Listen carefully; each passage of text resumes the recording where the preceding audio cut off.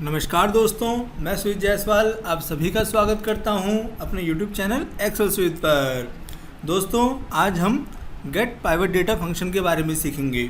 आइए शुरू करते हैं। दोस्तों, हमारे सामने इंश्योरेंस रिलेटेड डेटा है जिसमें आप देख पा रहे हैं हमारे पास पॉलिसी नंबर है, एक्सपायरी डेट है, लोकेशन है, स्टेट है, रीजन है, इंश्योर्ड वैल्यू है, बिजनेस टाइप है, अर्थक्वेक, मंथ, ईयर।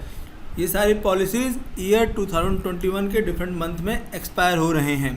इसका यूज़ करके हम सबसे पहले एक पाइवट टेबल बनाते हैं। इस डेटा में आप कहीं भी क्लिक करें, फिर आप जाएं इंसर्ट टैब पे, यहाँ पर आप टेबल्स ग्रुप में पाइवट टेबल पे क्लिक करें, फ्रॉम टेबल रेंज पे क्लिक करें, डेटा सेलेक्ट हो जाएगा।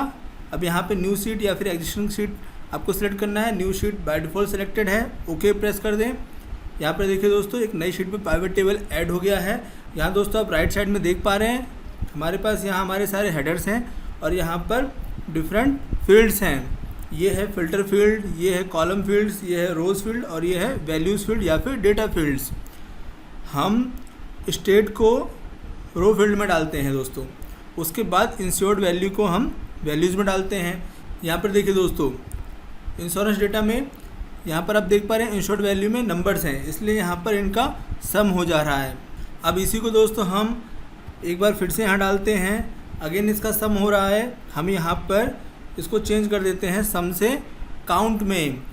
ऐसा हम क्यों कर रहे हैं? हम ये देख रहे हैं कि एक स्टेट में कितने पॉलिसी एक्सपायर हो रहे हैं, या फिर कहें तो एक स्टेट के अंदर टोटल कितनी पॉलिसी हैं हमारे इस डेटा में। तो यहाँ पे आप देखेंगे इलिनॉय में सम इंश्योर्ड ये है और 13 पॉलिसी एक्सपायर हो रहे हैं ईयर 2021 में। ये हो गया दोस्तों हमारा पाइवट टेबल। अब दोस्तों हम गेट पाइवट डेटा फंक्शन का यूज़ करेंगे यहाँ पर एवरेज इंश्योर्ड वैल्यू फाइंड करने के लिए। यहाँ पर हम लिखते हैं average insured value.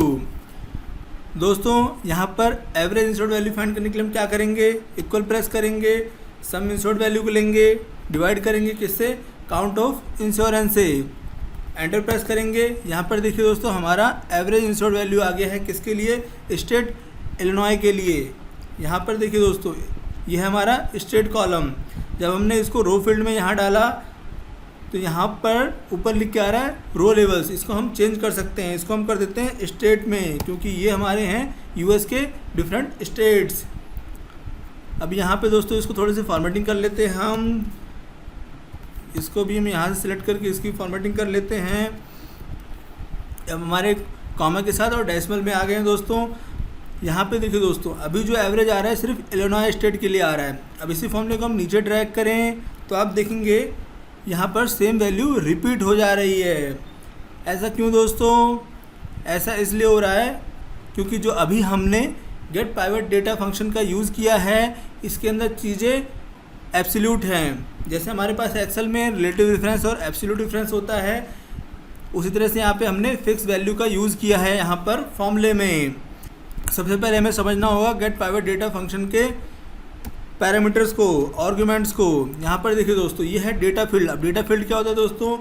Value field होती है आपकी। इसको हम करते हैं यहाँ पर कमेंट।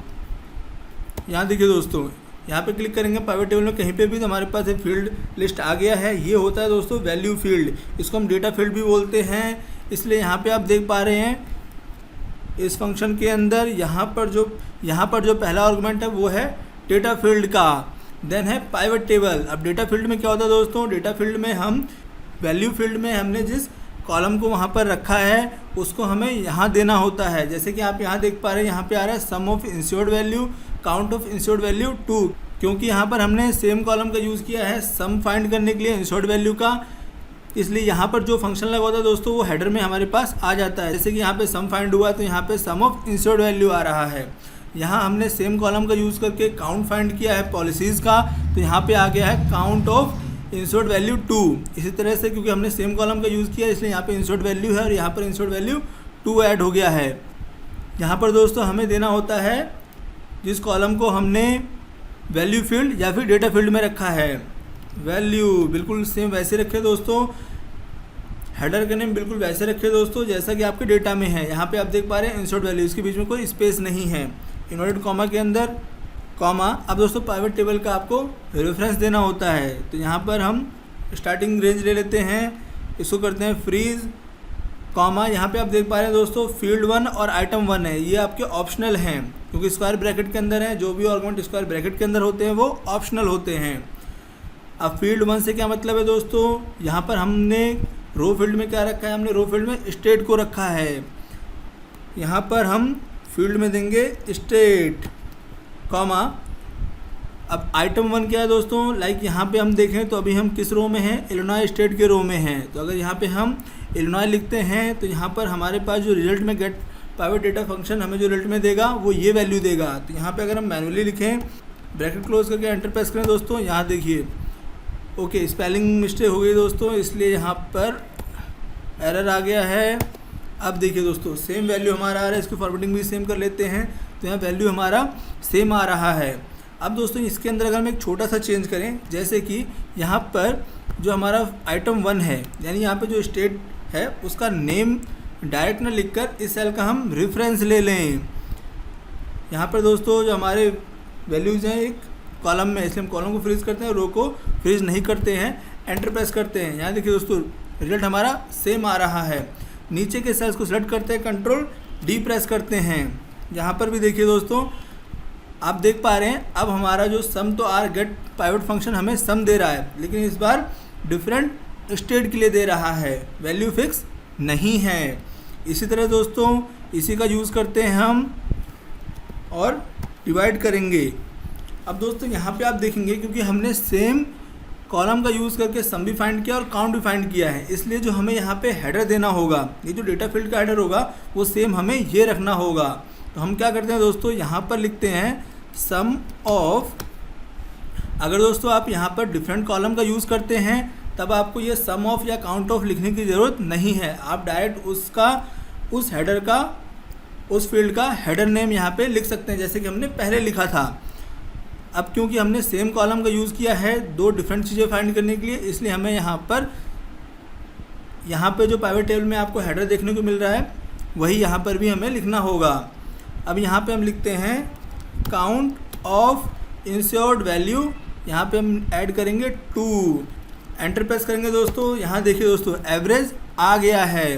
अब हम इसको नीचे ड्रैग करेंगे तो आप देखेंगे इस बार वैल्यू चेंज हो रही है। इस बार हमारा डिफरेंट स्टेट के लिए यहाँ पर एवरेज इंश्योर्ड वैल्यू फाइंड होके आ रहा है। और यहाँ पर आप देखेंगे दोस्तों सभी स्टेट के अगेंस्ट में सिर्फ इलिनॉय का ही एवरेज इंश्योर्ड वैल्यू आ रहा है। यहाँ पर दोस्तों एक देसी जुगाड़ भी है।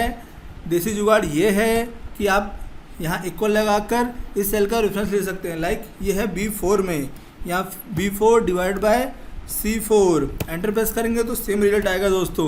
इस तरह से भी कर सकते हैं, लेकिन दोस्तों गेट पाइवट फंक्शन का यूज़ करके हम डैशबोर्ड भी क्रिएट कर सकते हैं, जनरली लोग करते हैं। मैं अपनी बात करूँ दोस्तों तो मैं फार्मूलाज को प्रेफर करता हूँ रेदर देन पाइवट टेबल, लेकिन दोस्तों बहुत से लोग पाइवट टेबल का यूज़ करके डैशबोर्ड क्रिएट करते हैं। उस केस में दोस्तों गेट पाइवट डेटा फंक्शन हमारे बहुत काम आता है। अभी मैं एक एग्जांपल आपको दिखाऊंगा। यहाँ पर देखिए दोस्तों हमने समझ लिया है गेट पाइवट डेटा फंक्शन के डिफरेंट पैरामीटर्स को। दोस्तों यहाँ पर आपने देखा हमने ग्रैंड टोटल के लिए इस फॉर्मूले को ड्रैग नहीं किया है। अगर नीचे हम इस फॉर्मूले को रखें तो यहाँ पे देखिए दोस्तों आ रहा है रेफरेंस का एरर।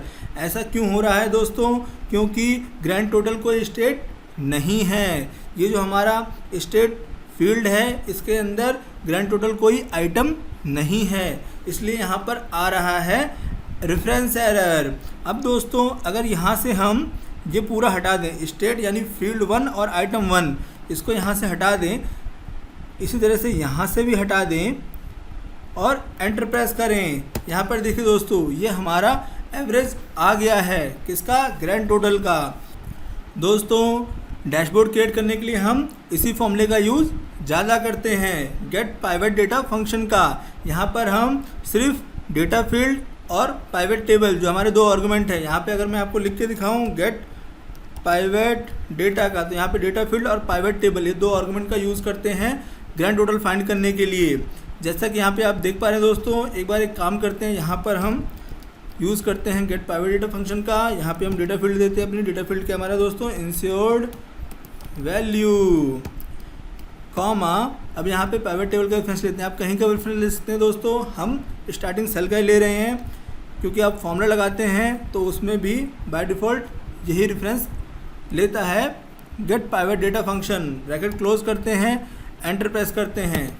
यहाँ पर देखिए दोस्तों हमारा जो यहाँ ग्रैंड टोटल है वो आ रहा है।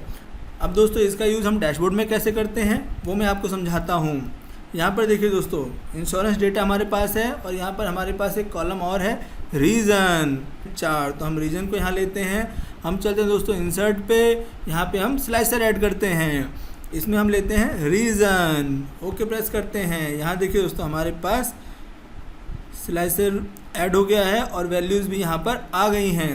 अब दोस्तों यहाँ पे हम क्या करेंगे, लाइक सेंटर पे क्लिक करते हैं तो यहाँ देखिए दोस्तों हमारा पाइवेट टेबल फिल्टर हो गया है। लेकिन यहाँ पे आप देखेंगे दोस्तों हमारी वैल्यू चेंज हो रही है। हमारा जो गेट पाइवेट डेटा फंक्शन है वो यहाँ पर हमें ग्रैंड टोटल दे रहा है, किसके लिए, सेंट्रल रीजन के लिए। इसी तरह से हम यहाँ पर मिडिल वेस्ट करते हैं तो आप यहाँ पे देखेंगे यहाँ पे मिडिल वेस्ट रीजन के लिए जो ग्रैंड टोटल है वो यहाँ पर आ रहा है।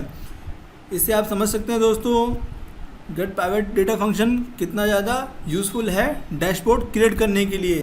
यहाँ पर अगर हम मल्टीपल सिलेक्शन अलाउ करते हैं तो यहाँ पे देखिए दोस्तों हमारा 2 स्टेट के लिए ईस्ट और मिड वेस्ट के लिए भी जो ग्रैंड टोटल है वो यहाँ पर आ रहा है। यहाँ से हम करते हैं सिलेक्शन को क्लियर।